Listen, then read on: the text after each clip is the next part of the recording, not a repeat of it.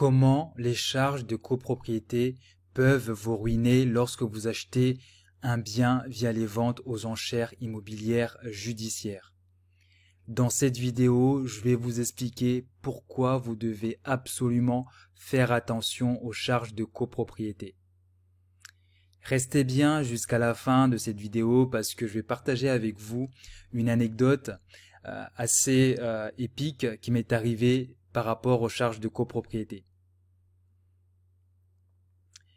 Pour poser le cadre, je vais vous expliquer de quoi je parle quand j'évoque le sujet des charges de copropriété. Donc pour moi, les charges de copropriété, on peut les diviser en deux catégories. Il y a les charges provisionnelles, donc ce sont donc les charges récurrentes, notamment pour entretenir l'immeuble, payer par exemple l'eau, l'électricité, également l'entretien des parties communes, etc. Et ces charges sont normalement appelées de manière trimestrielle. Ils sont déterminés lors des assemblées générales où un budget est proposé par le syndic et les copropriétaires doivent l'approuver. Donc, dans le cadre des ventes aux enchères immobilières judiciaires, les personnes redevables de cette somme, ce sont les propriétaires au moment où l'appel des fonds est réalisé. C'est-à-dire, si admettons vous êtes propriétaire d'un appartement dans une copropriété, disons au début du mois de septembre, et que l'appel des fonds, c'est-à-dire l'appel des charges les charges provisionnelles arrivent le 1er octobre, vous serez donc redevable de ces charges. Ensuite, la deuxième catégorie, ce sont ce que je vais appeler les charges liées aux travaux, les travaux exceptionnels, notamment tout ce qui est ravalement de façade. Donc, ces travaux-là sont normalement connus 2 ou 3 ans à l'avance pour permettre aux copropriétaires de se préparer. Ensuite, ils vont être passés au niveau de l'Assemblée générale pour qu'il y ait un vote de tous les copropriétaires. Par rapport à la fréquence d'appel de fonds liés à ces travaux, en fait, c'est assez variable et c'est en fonction du vote à l'Assemblée générale. Normalement, ce que le syndic de copropriété fait, c'est que il présente en fait un échéancier et c'est aux copropriétaires de le valider. Donc vous comprenez très vite pourquoi les charges de copropriété peuvent vous mettre en grande difficulté. Parce prenons l'exemple d'un ravalement de façade.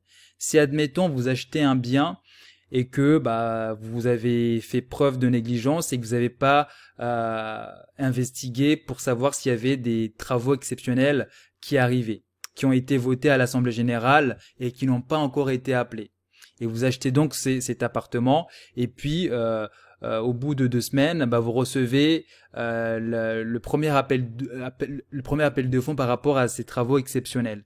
Et vous voyez, admettons, je sais pas moi, une somme de 10 000 euros à payer. Si vous l'avez pas prévu, ça peut totalement vous ruiner et mettre à mal votre opération. C'est-à-dire que si vous avez bien travaillé, vous allez perdre de la plus-value.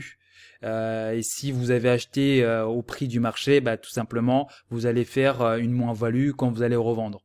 Donc c'est pour ça qu'il est très important de mener ces diligences pour s'assurer que lorsque vous achetez un bien, les travaux exceptionnels ont déjà été appelés. Dans ce cas-là, si les travaux les frais liés aux travaux exceptionnels ont déjà été appelés, ça incombe à l'ancien propriétaire.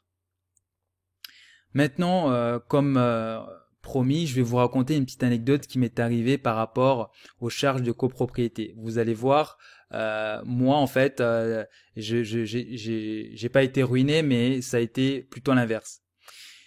Donc, je vais vous expliquer comment je me suis retrouvé avec un solde créditeur de plus de 16 000 euros lorsque j'ai acheté un bien via les ventes aux enchères immobilières judiciaires.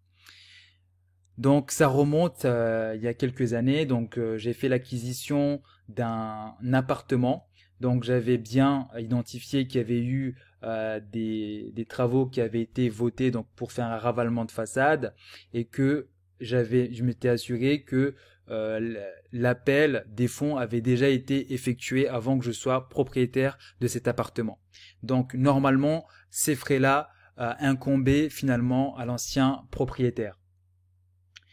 Donc, j'ai acquis l'appartement, quelques temps ont passé, ensuite, je reçois une lettre chez moi qui me dit qu'il y a ce qu'on appelle euh, une AG, en fait, Assemblée Générale extraordinaire. C'est-à-dire que c'était, on va dire, c'est une Assemblée Générale que les copropriétaires peuvent demander pour traiter un sujet urgent. Donc je me suis rendu à cette assemblée générale et puis en fait le sujet c'était que les copropriétaires remettaient en cause finalement l'estimation faite par rapport au ravalement de façade. Donc il a été décidé suite à cette assemblée générale que une deuxième entreprise allait venir pour estimer les travaux et ensuite qu'il fallait restatuer sur le fait de choisir telle ou telle entreprise. Ce qui s'est passé, c'est que donc à ce moment-là, tout a été arrêté. Donc tout a été arrêté et donc c'est pour ça que en fait on m'a remis les 16 000 euros qui avaient déjà été payés par l'ancien propriétaire. Parce que maintenant, étant donné que je suis le nouveau propriétaire, cet argent-là m'a été reversé.